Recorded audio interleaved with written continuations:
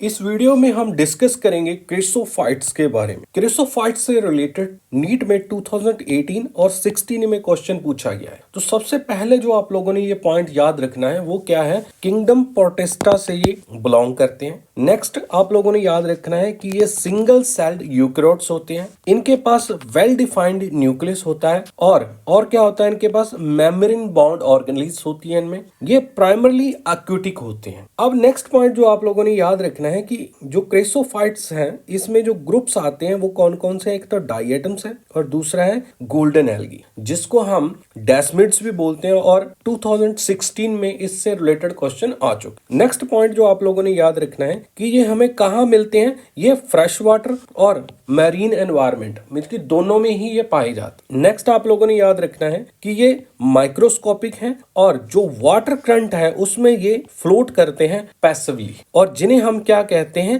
Planktons बोलते हैं। Next आप लोगों ने याद रखना है जो मोस्टली है मींस कि ऑल नहीं है, मोस्टली है, वो क्या है, फोटोसिंथेटिक है। फोटोसिंथेटिक मींस कि ये फोटोसिंथेटिक प्रोसेस को यूज करते हुए सनलाइट को यूज करते हैं और अपना खाना खुद बनाते हैं, मगर मोस्टली हैं, सभी नहीं है। नेक्स्ट आप लोगों ने याद रखना है कि जो डाई एटम्स हैं उनकी जो सेल वॉल है वो किस ढंग से बनी होती है, उसका जो स्ट्रक्चर है वो टू थिन ओवरलैपिंग शेल्स है। देखने में हमें ऐसी लगती हैं जैसे कि हमारा जो सोप बॉक्स होता है उसकी दो जो लेयर्स हैं वो कंप्लीटली फिट बैठती हैं एक दूसरे के अंदर। तो सिमिलरली जो टू थिन ओवरलैपिंग शेल्स हैं वो उसी तरह जैसे कि सोप बॉक्स आपस में लेयर्स को फिट करके बनाया जाता है, सिमिलरली इनकी भी सेल वॉल्स वैसे ही फिट होती हैं एक दूसरे के साथ। नेक्स्ट आप लोगों ने याद रखना है कि जो इसकी सेल वॉल्स होती हैं उनमें सिलिका एम्बेडेड होता है, जिसके कारण जो इनकी वॉल्स हैं वो इनडिस्ट्रक्टेबल बन जाती हैं, समय के साथ